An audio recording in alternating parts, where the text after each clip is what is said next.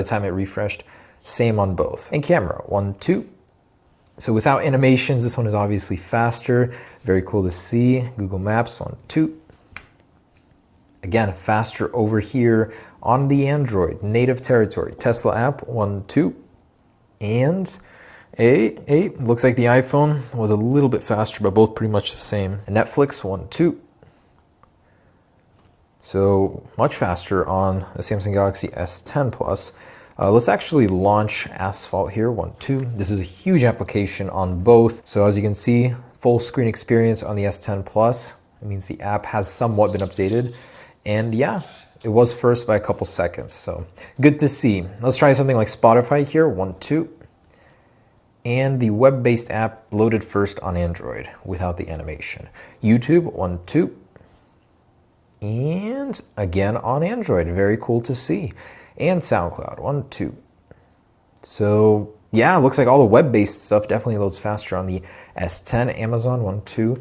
So it's very good to see. Looks like there's some optimization here that the iPhone may not have even had. Anyways, so what can I tell just from app launching on both of these? I'd say the Samsung Galaxy S10 Plus takes the cake on that one, but it's not by much. Really, it isn't. Keeping apps open in the background is much more important to me than saving a couple seconds launching every application, a couple milliseconds, I mean.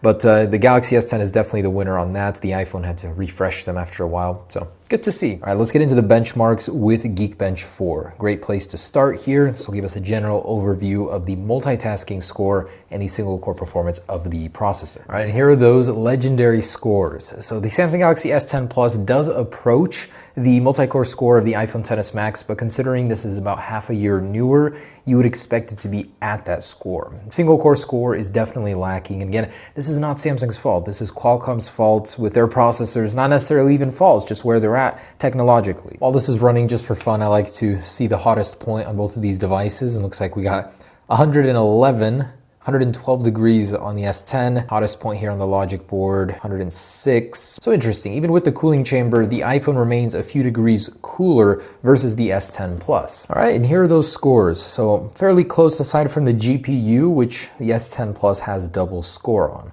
Very cool. So those are the benchmarks. Lastly, I'd like to test out biometrics. Okay, let's let the battle of the biometrics commence. On the right, we've got Apple's Face ID system. On the left, the all-new ultrasonic fingerprint sensor, which is on a very specific spot. It's kind of easy to miss, but let me try syncing this as closely as possible.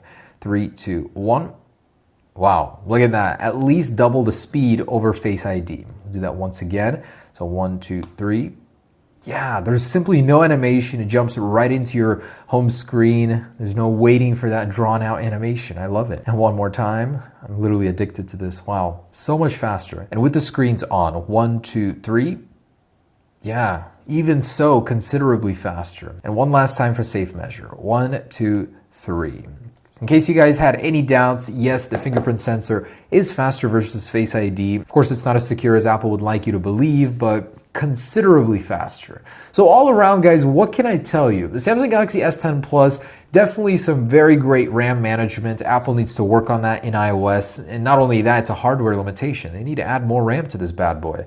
Otherwise, it was considerably fast. The export of 4K video is so much better than before. Snapdragon 855 definitely got that on lockdown. So I'm liking what I'm seeing, guys, definitely. The OS just needs a little bit more polish. But ultimately, I'd say because of the animations difference, the S10 Plus does have a slight advantage here. So thanks for watching, guys. Those are my results of the S10 Plus comparison to the iPhone in the speed test sense. And hopefully it may even influence your decision in purchasing one or the other. Thanks for watching, guys.